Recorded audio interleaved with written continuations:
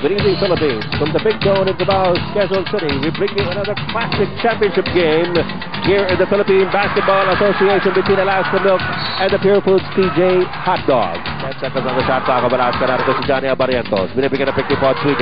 Abarientos sumaksak. Binigay ko Hawkins. Labas nila si Osa!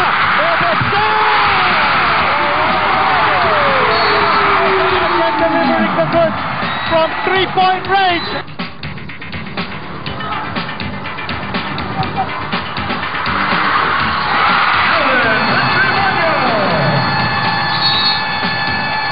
Alaska with a 1-point lead at 80-79. Samantala subok Ravena. Umaatake ngayon para sa Pure Foods. Sa loob na siya. Inabot ang bola kay Evangelista! It has been Ray Evangelista keeping that Pure Foods flag flying. This game will have to go down into the books, Quinito, as one of those classics again here in the PBA. Oh, definitely so. Now Marcelo on Johnny Abarientos. It's going to be a clear out for him. He'll use the pick set up by Bong Hawkins. Cariaso. It's Lastimosa with a three! Yes, again! Lastimosa, another 3-point basket! Oh, this time by Bong Hawkins. Patrimonio gets it over to Bong Ravena! Bong Ravena underneath! Scores! The tying basket with 18.7 seconds remaining. 18.7 seconds remaining. We are tied again! Abarientos looking at the clock. They will go for the last shot. It's down to 6. Abarientos. What? There's only with the rest two. Abarientos. Hawkins. Binigay kay Murillo. Murillo. Oh, the pass. We are going into overtime. Magtatalo sa Team Zone. Team Zone is stepping up and down. In fact, there was a foul. That was foul. So we are in overtime. Patrimonio binabatay na mo ang Hawkins. Patrimonio puts it up. Wala. Tapik ni Ravena kay Pumarin. Wala para sa Pure Foods. Binigay kay Dito Pumarin. They're posting him up against Johnny Abarientos. Pumarin, subihin. Oy! And Abarientos fouled out. He has fouled out in this game. They got what they wanted. Johnny Abarientos. Fishing expedition by Dito Pumarin lands a big one. Hawkins, labang kay Cordillera. Balik ulit kay Reyes. 4 seconds on the shot clock. Cariaso! Big tap there by Jerry Cordillera. Pumarin, let's it over to Bong Ravena. Off to Evangelista. Nakuha na naman ni Cariaso. Cariaso, off to Jun Reyes. Jun Reyes. Lastimosa! Hey! Tabla! Tabla tayo! 45 seconds to go. Tied ball game in overtime at 89 all. Here's Patrimonio. Labang kay Hawkins. Patrimonio, nalabas kay Pumarin. Ravena asking for the low post pass. Ravena takes it inside!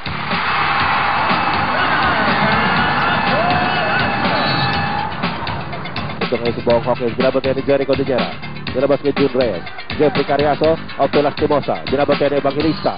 Labas kay Jun Reyes. Reyes. Yes, for the Joggers! Yes! The basket by Jun Reyes! 20.4 seconds remaining. Tabla na naman tayo sa 91 all. Ravena na sa mag-inbound para sa Pure Foods. Ravena, oh! Kasa tayo by Boy Hawkins! Hapunan sila sa naman ng Patrimonio! Hawkins does it! Defensive stop by Alaska! Bring again Lastimosa! Lastimosa goes up! He is back! He is back! And Patrimonio is fouled! And they will call the foul on Hawkins. Batara Patrimonio puts Pure Foods in the lead by 1, 92-91, 10.3 seconds to go. We are in overtime, folks. Pure Foods by 1, 10.3 seconds to go. Miss!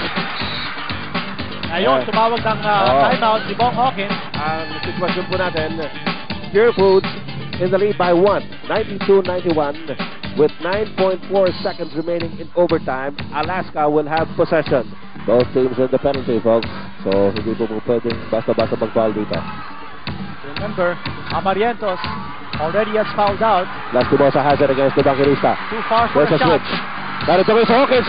Reyes is open. Block! What a block! Para Rosena! Rosena with a big block. 1.4 seconds remaining. 92-91. Pure Foods on top by 1 in overtime. Can they get a shot off on time? Here's referee Ernie De Leon telling Alvin Patrimonio to give Kevin Ramos some offensive space. Wait, they foul! They foul! They foul! Oh my gosh! Repito! A foul! A foul has been committed by Pure Foods.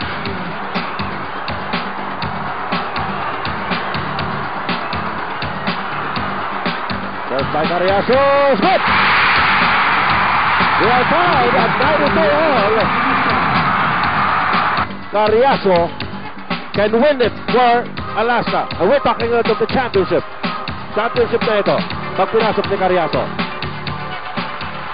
Alaska wins it! Alaska is going to win it! Teka muna! Hey! Alaska!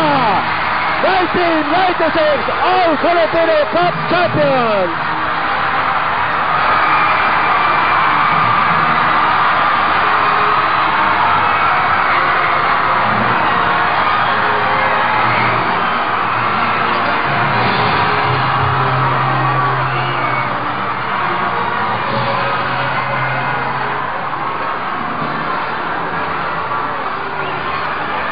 You know, everybody's always accused us of winning because of imports, and you know, I think the guys today just wanted to come out and say that, hey, you know, we're the best team in the country right now. I mean, nobody else can say they're better than us here in the country, and that's why it was so important. You know, in the past it was, well, we won because of Sean Chambers, or we had a better import, or whatever. No one can say that now. You know, we played, you know, we dominated the series, we won the series, and you know, we're the best team.